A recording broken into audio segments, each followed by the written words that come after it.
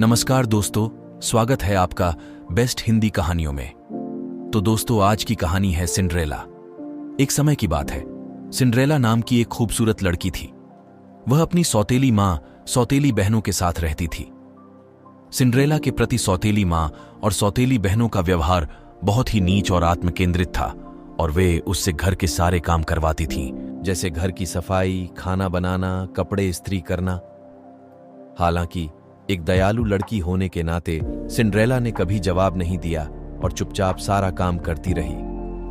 दिन बीतते गए और वर्षों में बदल गए, लेकिन उसके दुख कभी खत्म नहीं हुए।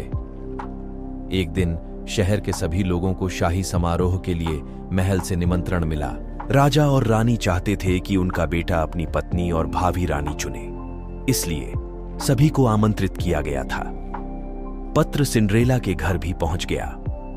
सिंड्रेला की सौतेली माँ ने तुरंत सिंड्रेला को उसके और उसकी बेटियों के लिए सुंदर गाउन बनाने का आदेश दिया।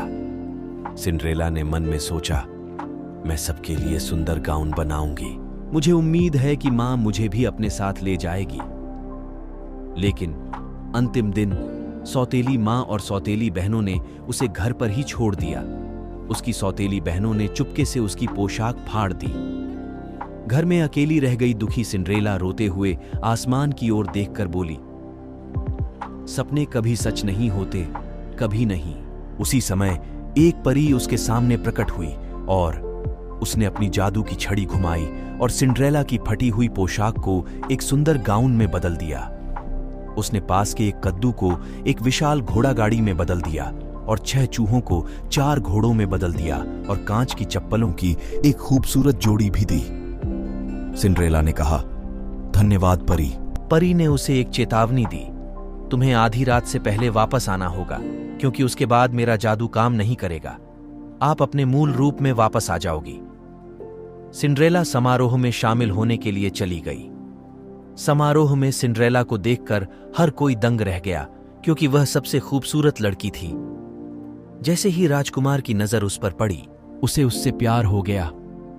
वह तुरंत आया और उसे अपने साथ नृत्य करने के लिए कहा। उन्होंने कहा, मैंने तुमसे ज्यादा खूबसूरत कोई नहीं देखा, क्या आप मेरे साथ नृत्य करेगी? उसने तुरंत हां कह दिया। राजकुमार और सिंड्रेला पूरी रात बातचीत करते रहे और तब तक नाचते रहे जब तक उसे एहसास नहीं हुआ कि घड़ी आधी रात तक पहुंच रही है।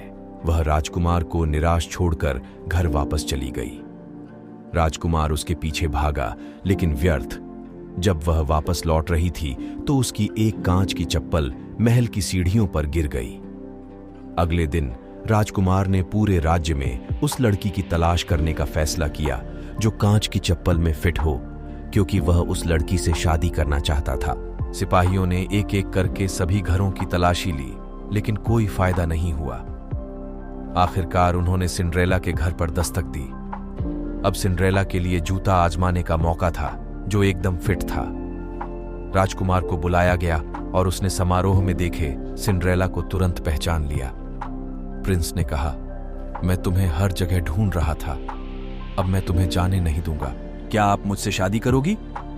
सिंड्रेला ने तुरंत हां कहा। बाद में उन्होंने एक भव्य समारोह में शादी कर ली और खुशी खुशी रहने लगे। कहानी अच्छी लगी तो लाइक, शेयर और सब्सक्राइब जरूर करें। धन्यवाद दोस्तों।